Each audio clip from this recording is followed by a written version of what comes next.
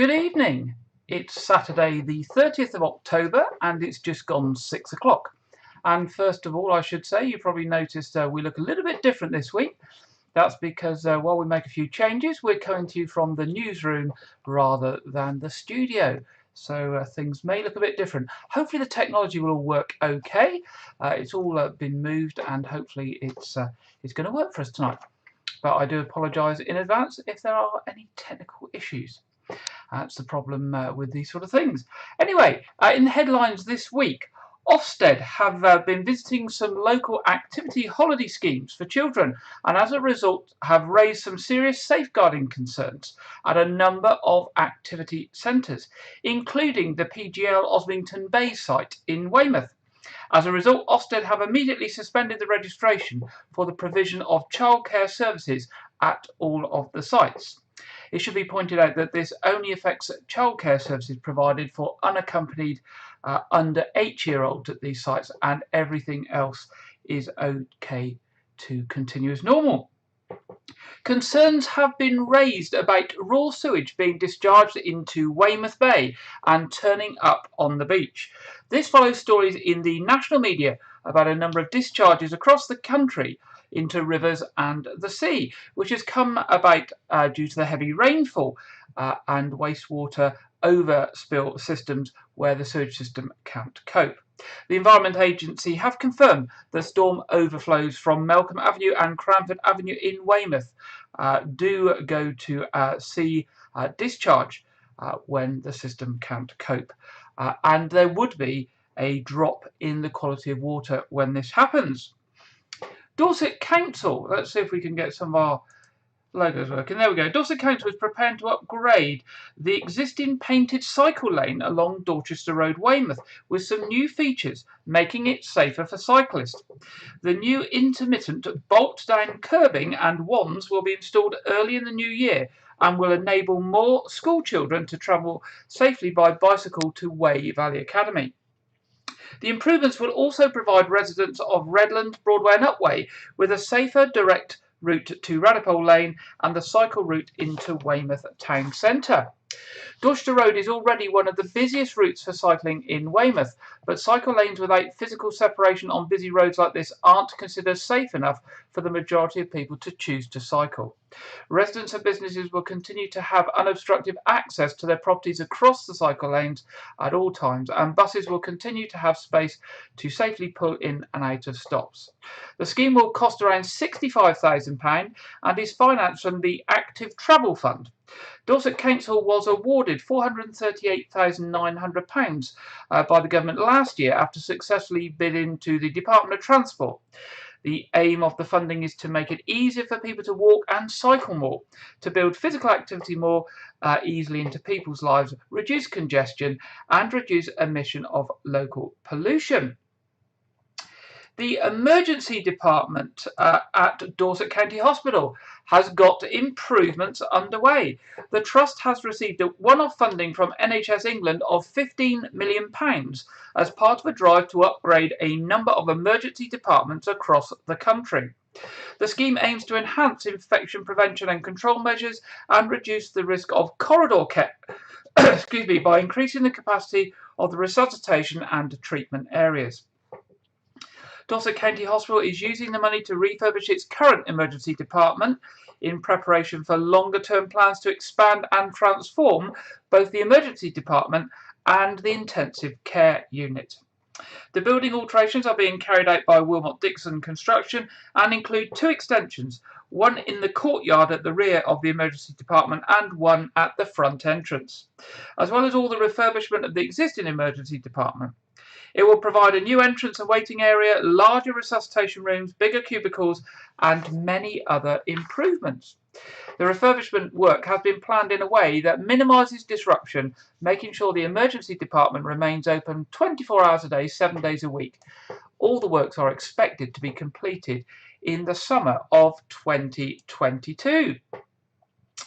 Doc Martin and Manhunt star Martin Clunes organised a special treat for patients at Weldmar Hospice in Dorset this week with a visit to the charity's inpatient unit at Dorchester, along with his horse Bruce, and you can see them up on the screen now. Bruce is a Clydesdale.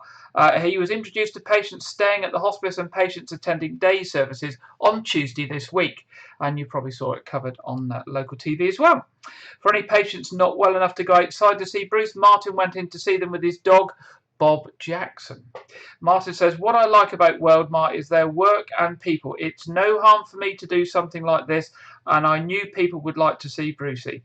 Animals cheer people up." Day services patient Corinne said, "I nearly didn't come today because I wasn't feeling well, but I'm so glad I've come because it really pushed my day up." Jenny Wood is Worldmart's day service lead and says, "It's quite a sight to have Bruce out on the lawn. It's so lovely to give people these experiences that are so unusual, and they can go and tell their families all about it. We're really grateful to Martin for bringing him along." Getting vaccinated is the best way of protecting yourself and those around you, and the booster vaccination is vital in maintaining protection against severe COVID this winter. The appeal coming out this week comes from Dorset, NHS Dorset, and continues the rollout of COVID-19 vaccination programme. Of course, across the country, this is the largest in the history of the NHS. Local GP and clinical lead for the COVID-19 vaccination programme in Dorset, Dr. Andy Rutland, said, "After several months of fairly steady case rates, we are now seeing an increase in the prevalence of COVID-19. So I would urge anyone who hasn't already done so to get both their initial vaccination doses, or if they're eligible, to book their booster jab. Generally speaking, the winter months see more people becoming ill and higher demand on health services, and there is no doubt that this year COVID-19 will be playing a major part in this picture. Those eligible for a booster COVID-19 vaccination includes everyone over 50, frontline health and social care workers, and those aged between 16 and 49 with underlying health conditions, which puts them at a greater risk from the virus." Invitation letters are going out to those eligible, asking them to book an appointment, which needs to be at least 6 months after their second dose. And you can book this via the National Booking System website or by calling 119. If someone has not been contacted and it's been 6 months plus 1 week, that's a total of 190 days, since their second dose, please try and book an appointment without getting your letter by going to the website or calling 119. You may also get contacted by your GP inviting you to book an appointment, and usually the contact from the local GPs comes in a text message to your mobile or a phone call. National Highways and the British Deer Society are warning drivers to be ever vigilant for deer on the roads after the clocks go back this weekend. There is a substantial increase in deer vehicle collisions from October to December each year. Poorer driving conditions and fewer hours of daylight, coupled with the annual breeding season, which is known as the rut for red, sika and fallow deer, make this a high-risk time of the year. Research over the years by the Deer Aware campaign has also found that the risk increases after the clock changes at the end of October. This is because drivers find themselves more likely to be on the road when deer are most active from sunset to midnight and the hours shortly before and after sunrise. Drivers may easily be caught unaware on roads they travel every day by the sudden appearance of deer in their path, but there are some simple tips they can use to help reduce the risk, and here are those simple tips to drivers. When you see deer warning signs or are travelling through a heavily wooded or forested stretch of road, check your speed and stay alert. If your headlights are on, use full beams when you can, but dip them if you see deer, as they may freeze on the spot instead of leaving the road if you have your full beams on. If you see a deer, look for another. They often gather in herds and follow each other as they move through the landscape. Only brake sharply and stop if there's no danger of being hit by following traffic. Use your hazard lights. Try to come to a stop as far from an animal as possible to enable it to leave the roadside without panic. Try not to suddenly swerve to avoid a deer. hitting oncoming traffic or another obstacle could lead to a more serious collision. And if you must stop, use your hazard warning lights. Now, there are a number of places across the Weymouth and Dorchester areas where we often see deer, and the Dorchester bypass is one particular area where you can often see a group of deer on the banks right close to the road. So this is an issue for our area, so do be aware if you are travelling this time of year. Now, if there are any accidents, the police can be contacted and have specialists to deal with injured deer. Never try to move an injured deer off the road yourself, as this will put you in great risk of injury. Now, there is a national website if you want more information. It's www.deeraware.com. www.deeraware.com. That's DEER aware, AWARE.com.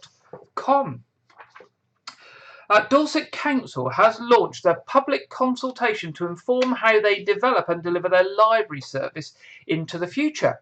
Library users and non-users are being asked to share their views. The consultation runs from the 25th of October, so it's already started, to the 7th of January. Libraries are at the heart of Dorset's communities and provide highly valued services including book lending, activities and events, reading groups, skills and learning, health and well-being, information provision, digital access and support, and art and cultural exhibitions. In fact, we've often mentioned the digital champions to help you with computers and IT equipment that work out of libraries as well. People of all ages can enjoy all of this and more within a safe and welcoming environment. There are 23 council-run and 8 community-managed libraries in the Dorset Council area. The current library strategy is 11 years old. Over those 11 years, there have been significant changes in public behaviour and digital technology, and the impacts of the COVID pandemic have also been felt. The consultation seeks to look to the future of Dorset's libraries. How can they best meet the needs of local residents and communities now and over the next 10 years? So the survey is going to run for the 11 weeks, and so it will go through to the 7th of January 2022. The survey responses will be brought together with evidence around local needs and responses from partner agencies as well. A draft strategy will then be produced, which will focus on a second consultation to be held in the summer of 2022. In addition to the main survey, there's a dedicated children's survey for those aged 5 to 15. So they're obviously looking at provision to adults, but also very interested in the future provision for children. All of the surveys can be accessed from the Dorset Council website at www.dorsetcouncil.gov.uk/let's-talk-libraries. So go to the Dorset Council website, and what you're looking for is the sub-page. So you put on the end /let's-talk-libraries. Support is also available if you can't use the website to either fill in a paper survey that you can pick up in each of the libraries, or you can speak to somebody on the telephone and they will do the survey questions and answers for you. And you can call 01305 221 000 for help doing the survey over the telephone. So that's 01305 221 000. And so you can pick up a paper copy in your local library.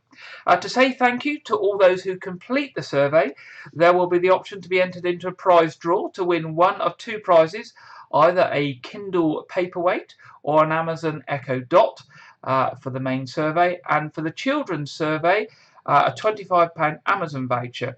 And there's going to be 3 of those for those that enter the children's survey. And if you're a Dorset Council employee, you're not able to enter the prize draw. So sorry about that. So do look out for that. The Driver, Vehicle and Licensing Agency has issued a warning to elderly drivers they must declare their medical conditions or face being fined.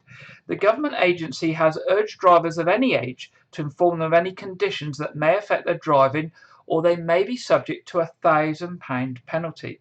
At the moment, there are no laws or checks that assess the ability of elderly drivers to get behind the wheel, but there is an increasing public pressure for this to change. Recently, lawyers and leading driving experts have called for a biannual check to assess motorists' abilities to help clamp down on potential accidents. However, the DVLA has reminded drivers who have good eyesight, they have reminded drivers you should have good eyesight to be able to detect road hazards and prevent accidents. And it's highly recommended to motorists that they should attend regular eye checks and assess themselves from home. So if you've got any medical conditions or your eyesight is not up to scratch, you do have a duty to tell DVLA. And if you don't and you're involved in an accident, you could be fined £1,000 penalty. Weymouth Town Council. Let's stick a Weymouth Town Council logo up. There we go. Weymouth Town Council, in partnership with Friends of Lodmore Country Park, have designed and installed an educational tree trail around Lodmore Country Park. Everyone knows that trees are amazing. They filter out pollution, provide shade, slow down climate change, and provide food and shelter for wildlife. Not to mention supplying us with fruit, nuts, and wood. But do you know which tree's timber is the best for making boats? Or what species of tree was spread by squirrels? Or the best tree to plant outside your house to scare off witches? Oh, that's very relevant this time of year, isn't it? The newly installed tree trail at Lodmore Country Park will help you discover the answers to these questions and many more. Weymouth Town Council and the Friends of Lodmore Country Park have designed the circular trail, which starts near the main entrance to the park just before the children's play area. The tree trail highlights 16 trees around the country park and takes about 45 minutes to complete. Little ones can join in by spotting the tree detective boxes to find out which animals might live and feed in each tree. It's a tremendous autumn half-term activity. Well, it's a bit late now because autumn half-term's finished other than tomorrow, but a good weekend activity, of course. You can download a trail of the map trail by going to the Weymouth Town Council website and looking for the Lodmore-tree-trail page. So it's www.weymouthtown-council.gov.uk/Lodmore-tree-trail. I'm sure if you just go to the Weymouth Town Council website and type in Lodmore Tree Trail, you will find it. Leaflets can also be picked up from the Pitch and Putt kiosk or the model railway at the country park. Well, that sounds a nice new activity to do with the family on a nice, dry, crisp winter day. A generous donation from Batten's Charity, or Batten's Charitable Trust, will support the ongoing care of cancer patients at Dorset County Hospital. The recent donation of £1,500 will go towards the Dorset County Hospital chemotherapy appeal, which is funding the complete redevelopment of the Fortunes Well chemotherapy unit at the hospital. When the project is complete, it will provide a more pleasing environment for patient care and improve working facilities for the staff. There will be more space for visitors to sit with patients having treatment and dedicated areas for the storage and preparation of drug treatments. Naomi Dyer, a trustee of Batten's Charitable Trust, said, "We are delighted to make this grant towards the chemotherapy appeal because we understand how much difference this will make to patients treated at the hospital. We are very happy to be able to support Dorset County Hospital as it continues to improve care for all its patients." Batten's Charitable Trust previous support has included donations to the cancer appeal and in 2020 to the hospital's COVID-19 appeal. This supported staff working under pressure during the peak of the coronavirus pandemic and continues to provide facilities and services to protect the well-being of staff. Of course, if you want to make a charitable donation to Dorset County Hospital, if you're part of a charity or a work charity or some other trust, you can get information from Dorset County Hospital by emailing charity@dchft.nhs.uk. That's charity@dchft.nhs.uk, or just popping along to their special DCH charity website, which is www.dchcharity.org.uk. Well, that's the end of our headlines this evening. Now, did you know it's 70 years since the first zebra crossing was installed? Or is it zebra crossing? I say zebra crossing, you may say zebra crossing. Have you ever thought where they came from and where it all started? Well, this week, Janet Hall looks back at the history of zebra crossings.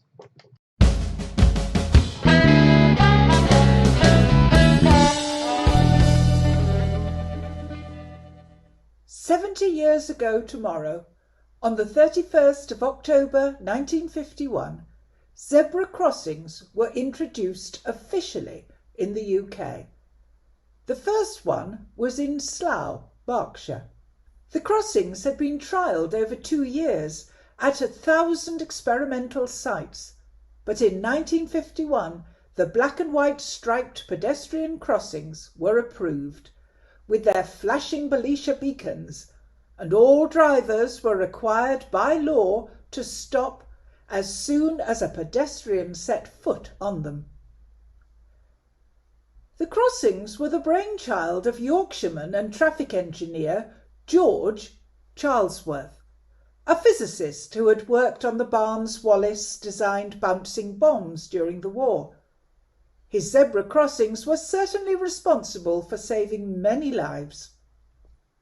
The Belisha beacon, the amber-coloured globe atop of the tall black and white poles, were named after Leslie Hoare Belisha, the Minister of Transport, who in 1934 added beacons to pedestrian crossings, marked by large metal studs in the road surface. These crossings were later painted in black and white stripes, thus are known as zebra crossings. Legally, pedestrians have priority over wheeled traffic on such crossings. Belisha beacons provide additional visibility to zebra crossings for motorists, primarily at night.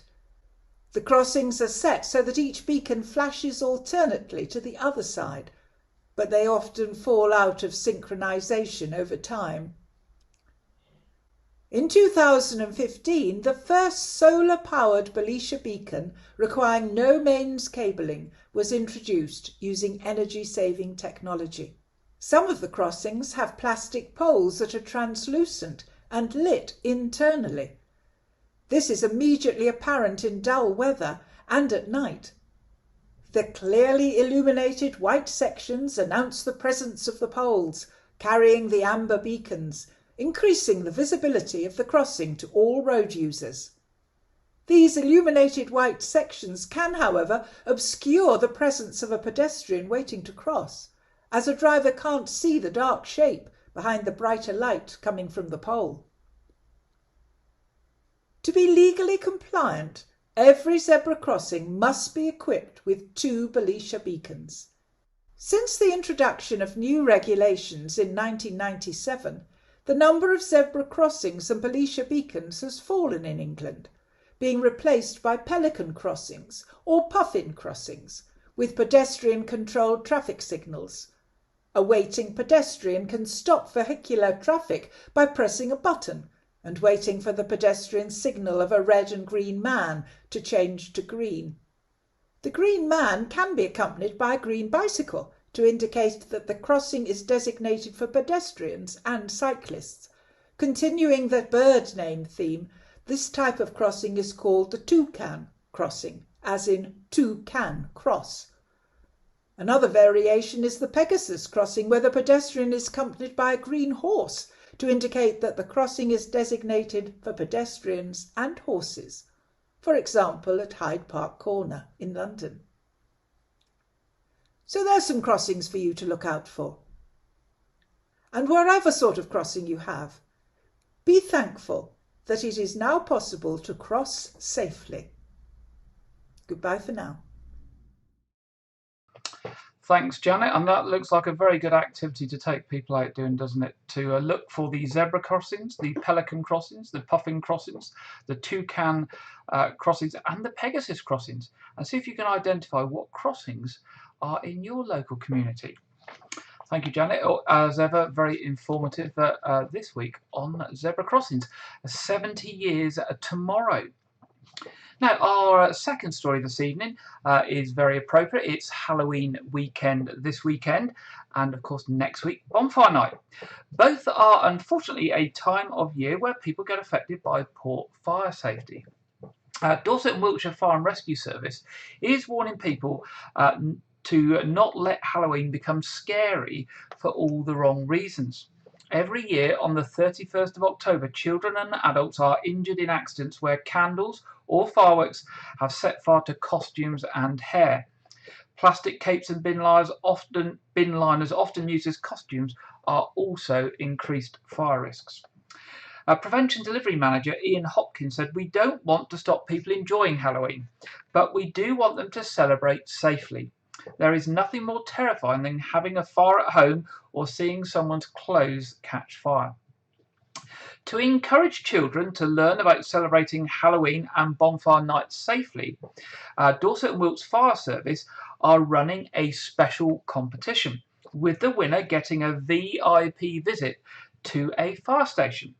Mr. Hopkins said, "Our education team have developed a special online resource, including a safety story read by firefighter Paul.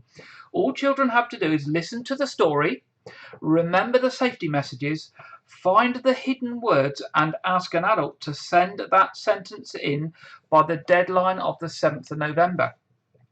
So you will need an adult to help. You need to read the story and then find the safety messages, find the hidden words, and then write them into a sentence, and then get that submitted to Dorset and Wilts Fire and Rescue. And to find the story and the competition, pop along to the following website, www.dwfire.org, and it's /pumpkins-bonfires-and-fireworks. So www.dwfire.org.uk/pumpkins-bonfires-and-fireworks. So I'm sure if you put into Google Dorset and Wilts Fire and pumpkins, bonfires and fireworks, it will take you straight to that page. So do pop along to it, have a look at the resources, and why not enter the competition? I know children like nothing more than going along and seeing the fire engines, and a visit to a fire station will be great fun. I remember visits when I was a youngster. Now, local station watch manager Simon Judd is now going to give us some useful safety tips around this time of the year. Hi, I'm Watch Manager Simon Judd, a fire behaviour instructor with Dorset and Wiltshire Fire and Rescue Service. We're here today to talk about the potential fire risks associated with some children's Halloween costumes. Halloween is associated with candles around the house and in pumpkins. These can pose significant danger to costumes due to the open flames. A safer option would be to use battery-operated candles. So this demonstrates how flammable children's costumes can be and the dangers of open flames.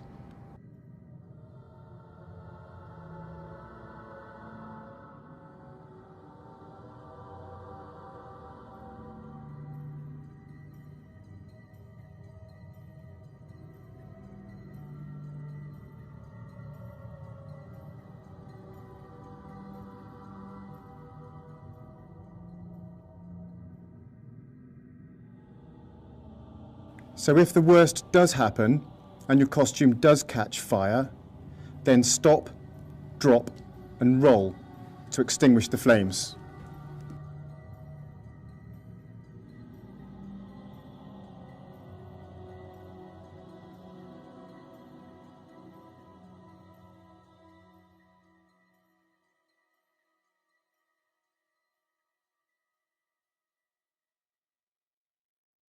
All costumes will burn. However, some have undergone additional flammability tests, meaning that they are slightly safer. So this is an example of a flame retardant costume that's had additional protection. It still melts, but there's less flames. So this demonstrates how flammable children's costumes can be and the dangers of open flames. For more information, please contact our website. There we go, and thank you to Simon Judd for that. Now, of course, we saw there a costume burning, and of course when it burns it melts and you get that molten material, which is also, it's not just about the fire, it's about the molten material as well. Of course, if you are making costumes from plastic bin liners, they will burn a lot quicker than that costume did in that video, so do remember that. And remember, even if you're getting fire retardant costumes, retard means to slow down. It doesn't mean it won't burn, it just means it will burn slower and there will be less flame. So it is still a risk. And if you do catch a costume fire, either at Halloween or bonfire night, remember, stop, drop and roll. So stop, drop to the ground and just roll over and over and over. And that hopefully will extinguish the flames. So there we go. Thank you to Simon and Dorset and Wilts at Fire and Rescue. Now later in the programme, during the What's On, we will be telling you how to celebrate firework night safely. Weymouth Town Council are, as usual, organising a large event, and it's always safer to go to one of these properly organised larger events than to have bonfires and fireworks in your own garden if you're not sure how to do those things safely. So we will come back to that in a short while. In our final feature this week, we're now approaching Remembrance Sunday. And one of the familiar things that we find in the run-up to Remembrance Sunday, and we were missing last year, was the poppy collectors who go out on behalf of the Royal British Legion to jaggle their tins and sell their poppies to get those much needed funds in to support the great work that the Royal British Legion does. Now, the Poppy Appeal has been launched this week, and it's a special year for the Royal British Legion this year. They are celebrating their 100th anniversary. That's fantastic. 100 years of helping current and former service people and their families. So this week, our reporter Lydia has been looking at the launch of this year's Poppy Appeal. The Royal British Legion has been supporting servicemen and women, ex-serving personnel and their families since 1921. The British Legion was formed on the 15th of May 1921, bringing together 4 national organisations of ex-servicemen that had established themselves after the First World War. The amalgamation of these diverse bodies can be attributed largely to 2 men, Field Marshal Earl Haig and Tom Lister of the Federation of Discharged and Demobilised Sailors and Soldiers. Lord Haig served as the President of the Royal British Legion until his death. Over 6 million men had served in the war. Of those who came back, 1.75 million had suffered some kind of disability and half of these were permanently disabled. Then there were those who depended on those who had gone to war, the wives and children, widows, and orphans, as well as the parents who had lost sons in the war, on whom they were often financially dependent. The Royal British Legion was established to care for those who had suffered as a result of service during the First World War. And for 100 years the Royal British Legion has been helping the armed forces community, serving and ex-serving personnel and their families. From those who served in the First World War to the men and women of our armed forces today, we believe no one should suffer for having served others. As the Royal British Legion reflect on their achievements over the last 100 years, they stand ready to support the next generation when they need them. They put their hand up when the nation needed them. To fight. To serve. To sacrifice. And sacrifices big and small can stay with you for life. So if their hand goes up again, we will be there to take it. To support them, to raise them up, to fight for them. The Royal British Legion will be there. For 100 years, the Royal British Legion has been helping serving and ex-serving personnel and their families. Because no one should suffer for having served others. We stand ready to grab the hand of the next generation when they need us. Join us for the next 100. Last year the British Legion poppy sellers couldn't be out on the streets due to the COVID pandemic, but this year they will be back selling their poppies in the usual way. This week their Royal Highnesses the Prince of Wales and the Duchess of Cornwall have officially launched the 2021 Poppy Appeal. As collectors across the country return to local communities to raise vital funds for the armed forces community, Their Royal Highnesses met a group of 10 collectors at Clarence House. Their Royal Highnesses said, "The significance of the poppy is as relevant today as it ever was, while our armed forces continue to be engaged in operations overseas and often in the most demanding of circumstances. The simple act of wearing a poppy is only made possible because of volunteer poppy appeal collectors who share a common goal, to recognize the unique contribution of the armed forces community." Last year, for the first time in its history, the RBL had to withdraw its collectors from the streets, owing to the pandemic. This year, we warmly welcome the return of poppy appeal collectors to our communities. My wife and I are immensely proud to launch the Poppy Appeal in this seminal year, and we invite the nation to come together and, once again, wear a poppy in support of our armed forces community. After all, every poppy counts. So do look out for your local poppy sellers, as every contribution helps the Royal British Legion carry on their vital work.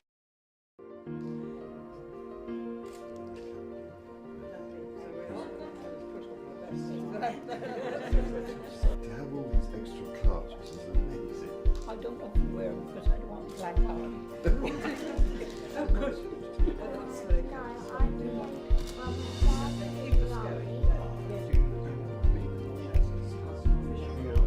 good. Goodness, yes.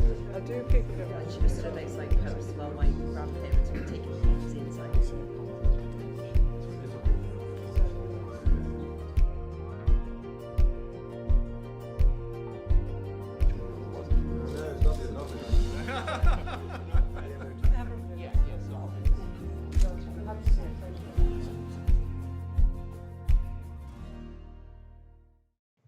So there we go. Watch out for your poppy collectors, or look out for the poppy box and can at the local shop or fuel station when you go to fill up. And make sure you wear your poppy this year to support the work of the Royal British Legion. Now it's time for our weather forecast, and this week we're going over to Aidan McGivern at the Met Office, and hopefully that's going to run now. Over to Aidan.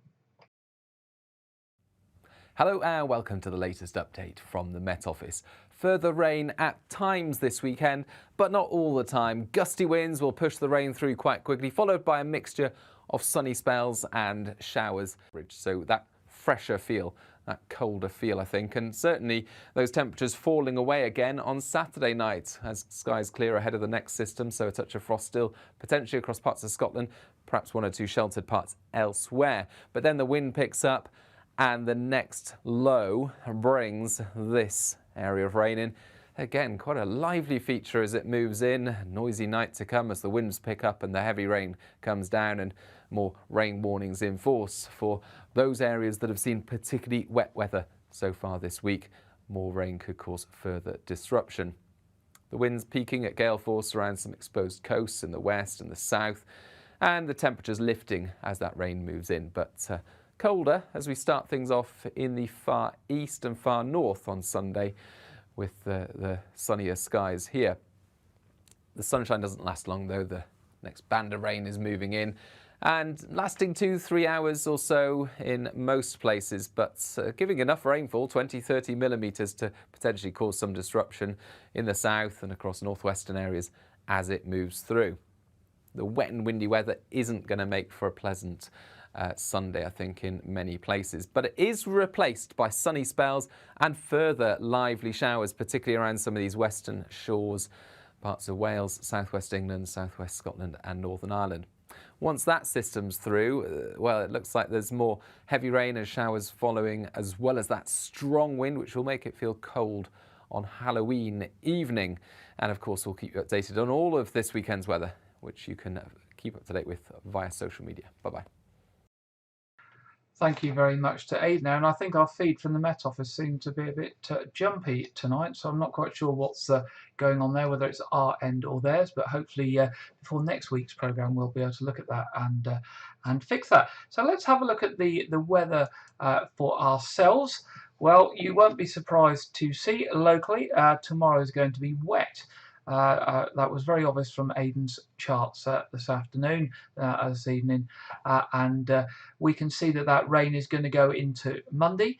But hopefully, as the week goes on, it's going to be a little bit colder, but there will be some nice sunny spells. So I think we're going into that typical autumnal weather, but hopefully with not too much wind and rain, and getting those fresher days.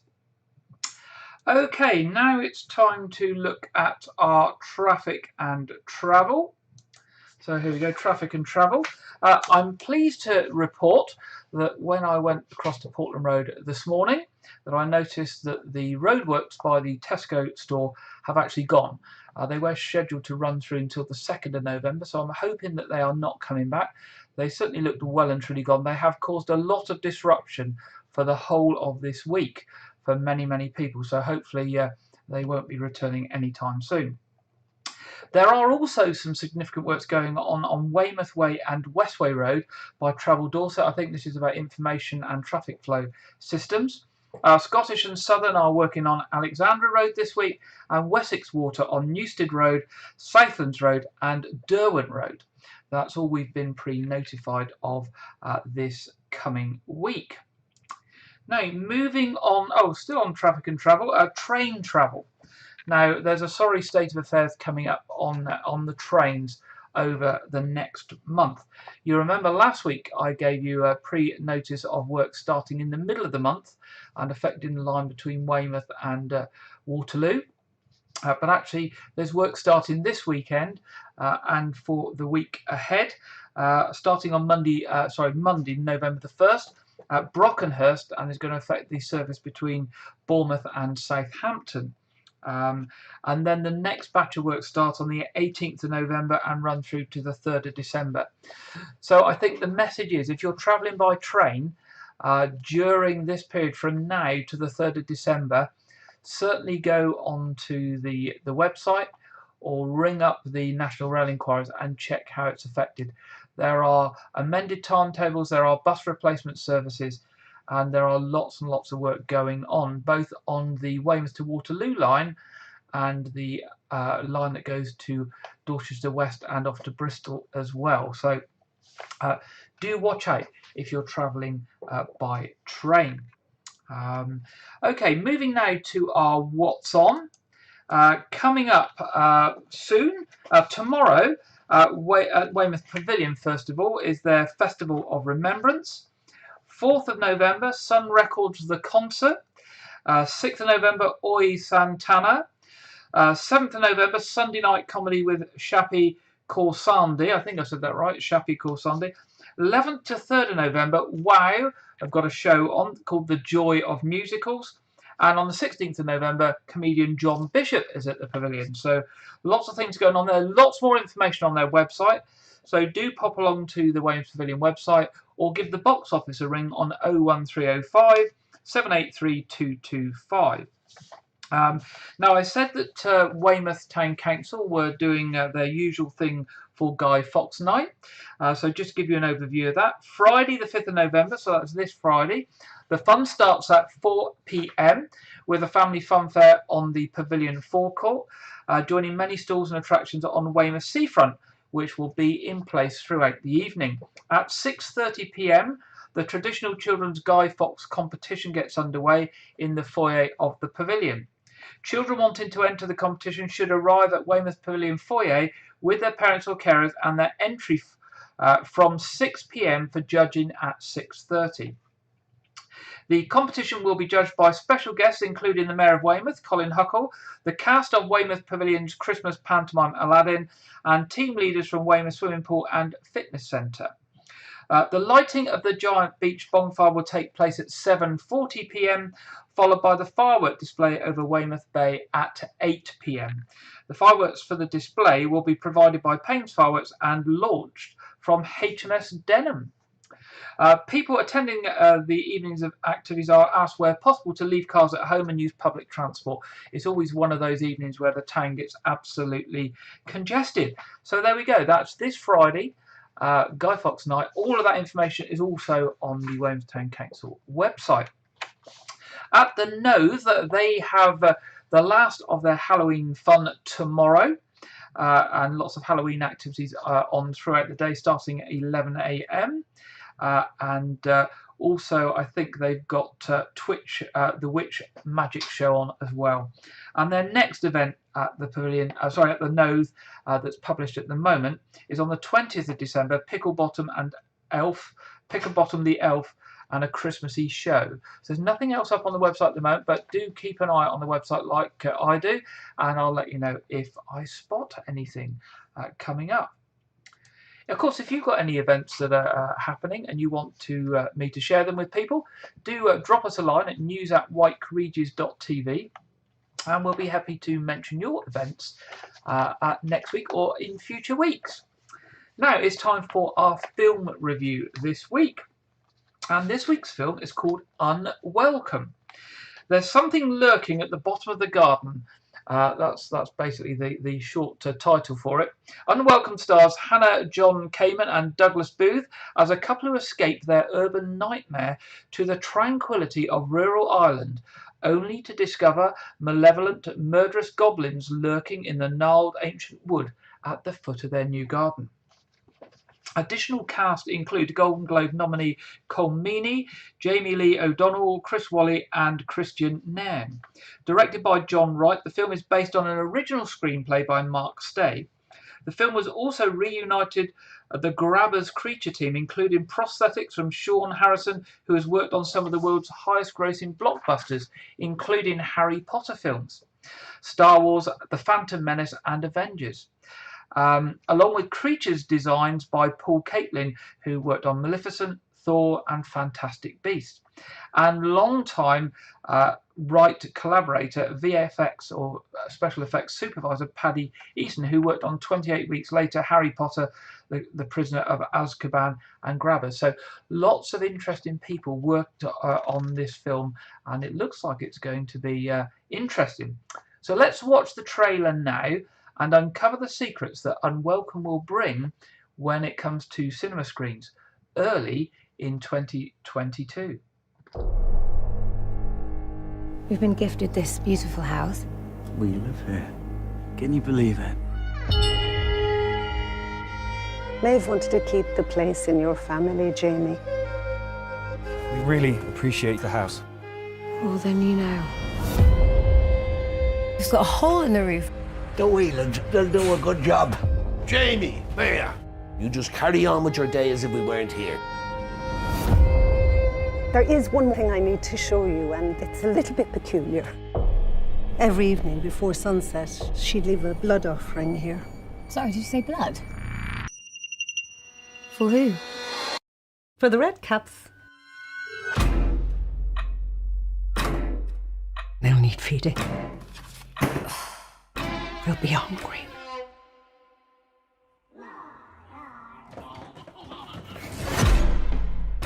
Can I get in my own house, please? You own it, dear. How many times have the English come to this country and told us what's theirs is now theirs? They need to know their place. Tim! What did you leave out tonight? Oh, shoot. You can't miss a single day. Hello?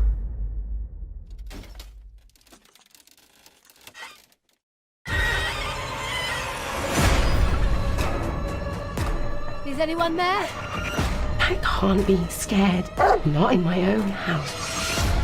Don't leave your missus alone with the lads. Help me!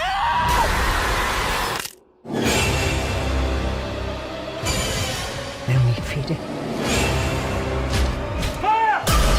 Every day.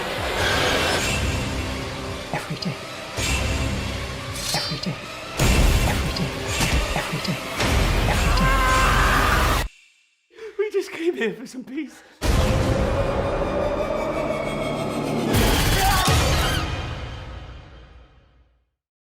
There we go. If you like a spooky movie for the new year, Unwelcome is that movie in cinemas early in 2022. Now, we are almost at the end of another programme. Just a reminder that our regular services are at All Saints Church tomorrow at 8 o'clock and 9:30. 9:30 will be live streamed, and 11 o'clock at St Edmunds. And let's just try and work out, in half an hour or so we'll be going live for our evening quiz, which will start at 7:30. And so you'll be very welcome to join us for that. Now, also, whilst mentioning the quiz, on the 20th of November, we won't have an online quiz, but we will be doing a face-to-face quiz at 7:30 p.m. in the Memorial Hall in White Regis. It's a fundraising thing for the church roof. Our tickets, I think, are going to be £5 per person, and it's tables of 6 or teams of 6. Yeah, so if you enjoy the quizzes, do pop along there. We will be putting information up on the church website about tickets probably this week, and we will be publicising that. So do look out for that if you enjoy a quiz. That's Saturday the 20th of November at 7:30. And remember, on Fridays we have our gardening programme broadcasting each week at 7 p.m. A Year Gardening with Clive Gray. And of course you can catch up on those if you miss those at any time. And if you've got any news for us, of course, do get in touch anytime during the week. News at White Regis TV, and we'll be pleased to look at that and incorporate it in next week's programme. And of course, if you want to keep up with the local news during the week, remember your local radio stations. These are community stations run locally by local people for you. A whole range of different types of broadcast, different types of programmes, and I have to say across those 3 stations there is something for everyone, from the teenagers up to those who like classical music, religious programmes and gardening, to those that like their pop and all sorts. So do pay a visit to them and see what they have to offer.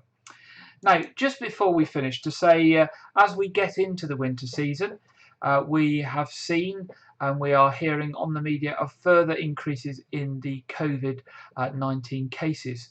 And obviously we covered earlier the need for boosters and making sure you get vaccinated. Unfortunately, the numbers in local hospital are increasing, as are the numbers nationally who are unfortunately dying again as a result of COVID. Now, to keep awareness of COVID-19 up and the importance of being vaccinated and staying safe, the NHS have released a new public information film. So as we close tonight, before the final credits, we will just run the NHS latest public information film, and after that we look forward to being back with you next Saturday at 6 p.m. So it's good night from me. It's good that so many of us are double vaccinated, but viruses like colds, flu and COVID-19 can spread quickly in winter. So many adults and most children will be offered a free flu vaccine. And if you're over 50 or in an at-risk group, you'll also need a COVID-19 booster. Vaccines boost our immunity and protect us from dangerous viruses. Of course, I've got mine. Get vaccinated, get boosted, get protected. Find out if you're eligible for a free flu or COVID-19 booster vaccine now.